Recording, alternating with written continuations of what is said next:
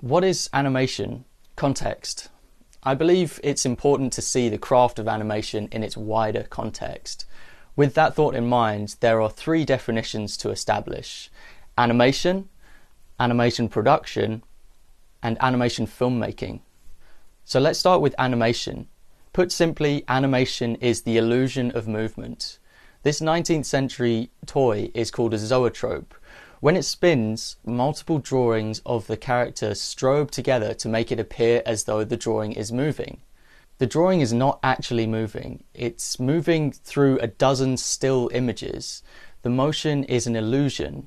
So if you're an animator, you're making things appear as if they are moving, maybe even living, breathing, thinking characters. But they're not. They're not moving and they're not thinking. It's a magic trick, if you like.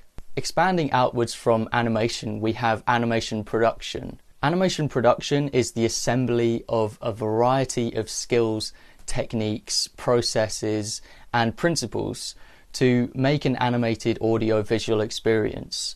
These can include research, design, animation, background painting, compositing, and editing. A lot more can go into making an animation than just animating, if you understand what I mean. Animation filmmaking.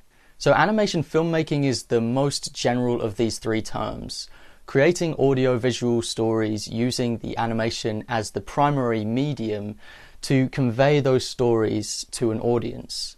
As filmmakers, we are using the medium of animation to tell stories and create experiences.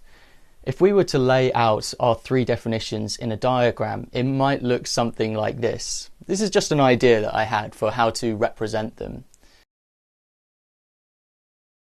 Instead of just seeing myself as an animator, I choose to adopt all three of these definitions for what I do. This might seem trivial, but it changes the way you think.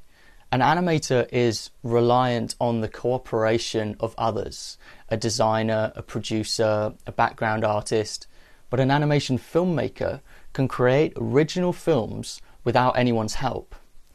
An animator is focused on the way something moves.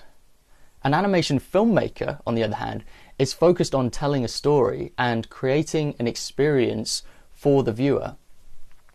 An animator's creativity is narrowly focused on the animation of a scene he or she is instructed to complete. An animation filmmaker has a broader creative reign and can make higher value decisions regarding the design, story, delivery, and overall direction. So during this course, I will teach you how to be an animation filmmaker as well as an animation producer and animator. And just because we can, what would happen if we zoomed out even further from our diagram? What would be our close neighbours to film and animation?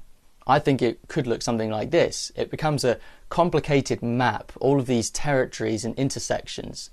They can all overlap each other. The borders do not divide, they connect. You can walk right through to explore any part of the map you like and beyond. Some of the most interesting films can be made when you cross over. This diagram just represents a vague idea, but the reality of it is infinitely complex.